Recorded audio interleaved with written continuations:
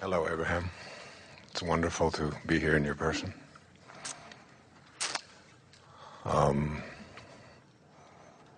I have attracted wealth and fame, and I'm looking for it to be anonymous. So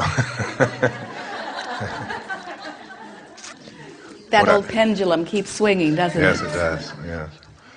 But what I'd really like to talk to you about for a moment is something called collective intention.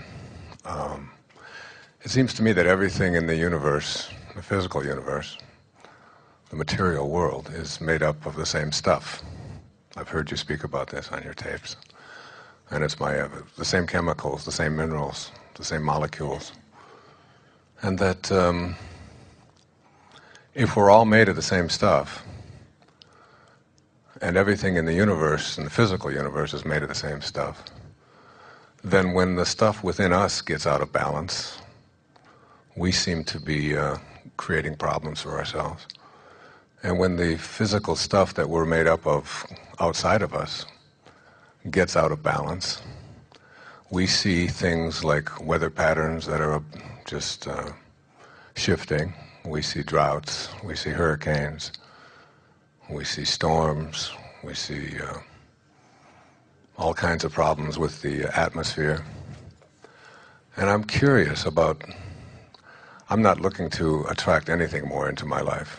I'm looking to see if I can impact the world in such a way with my consciousness, by getting myself in balance, that I can impact others in such a way that we can get the whole world back in balance. Is that possible? Well, we are appreciating your words very much.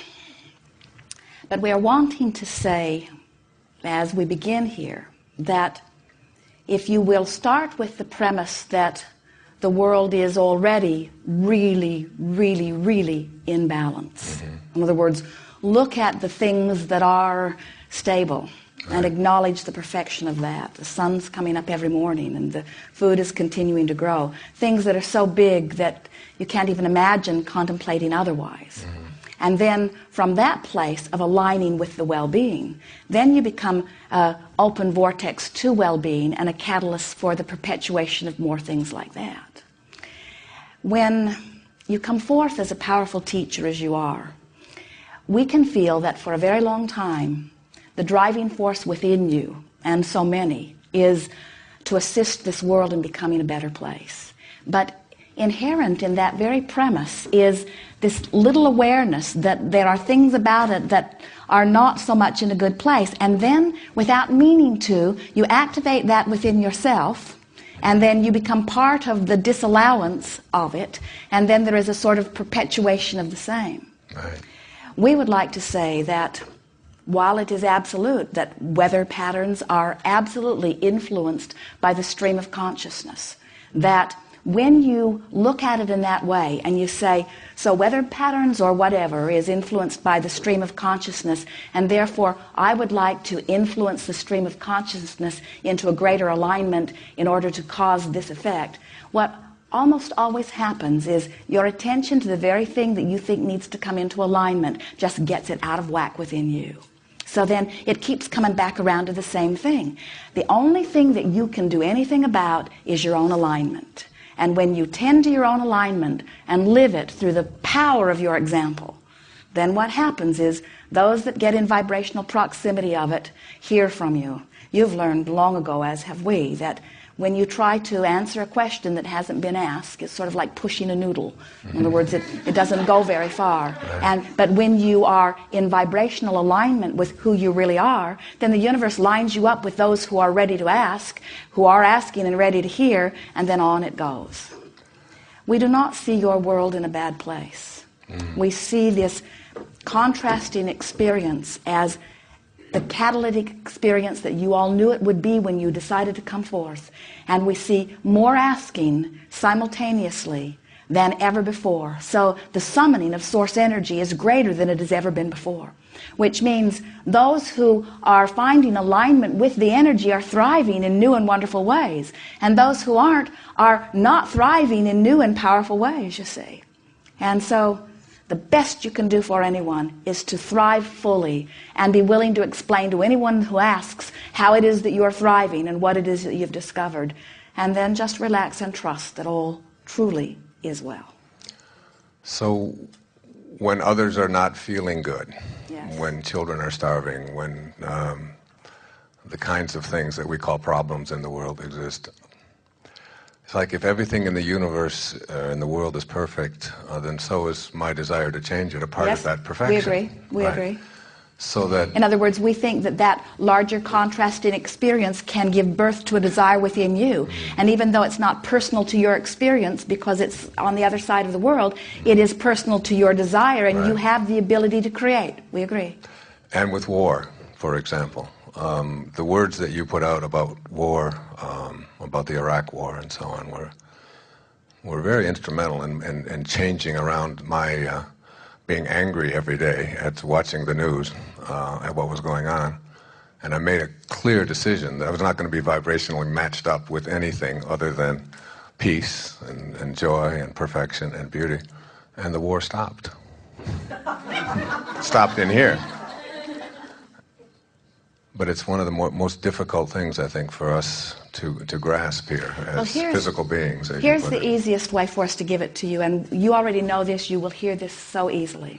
So you watch something that aggravates you and stirs your sense of injustice. Right. And you know powerfully what you do not want. And in the middle of all of that is born a clear desire of what you do want. And so your desire shoots off like a rocket. But instead of following your own desire by imagining it and fantasizing it and letting it be the soothing idea that breathes life to you, so often, as physical humans, you keep looking at the conflicting experience that gave birth to the desire as if in the looking at that you will have further justification for your desire. Not realizing that the more you are justifying the desire and the more you are trying to garner support for your desire by pushing against what is wrong, the more you hold yourself in vibrational misalignment with all of that. So even though well-being can begin to fall into place, you hold yourself apart from it. It's not an easy thing to be an active uplifter and look right out into the middle of things that you cannot do anything about. When you see that there are intentions that are already in place and that things are going to move forward and that you would stop it if you could, but you can't, that's when we always say, do something that you can do something about, which is align your own energy.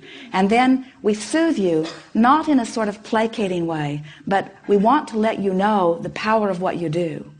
When you observe and feel the desire that is born from you, and then you get into alignment with it, you do carve a pathway for the future experience of that. And future experiences do happen beneficially from that which you have laid out.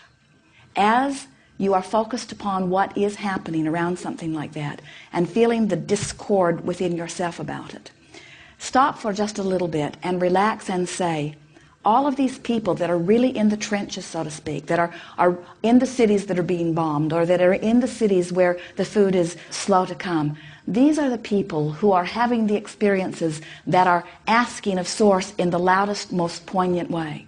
And when you accept, and we so much want all of you to come to this soothed place of knowing this, that their cries are being heard and are being answered, but the content of their experience is keeping them from being in the place of allowing it. It's sort of like very often a person will sit in this chair and they will have a very piercing and powerful question.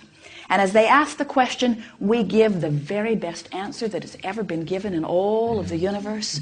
And everyone in the room hears it but them, because they are so involved in the question that they are asking that they cannot receive the answer. So the same sort of thing happens to the people that are actually living the trauma. They're living the trauma and they are part of the equation that is doing the asking for more.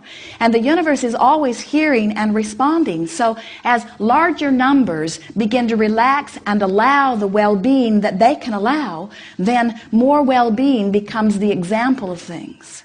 The reason that well-being is happening in such a predominant way in this continent is because it's your expectation. In other words, you want, but your expectation is not so far from what you are wanting.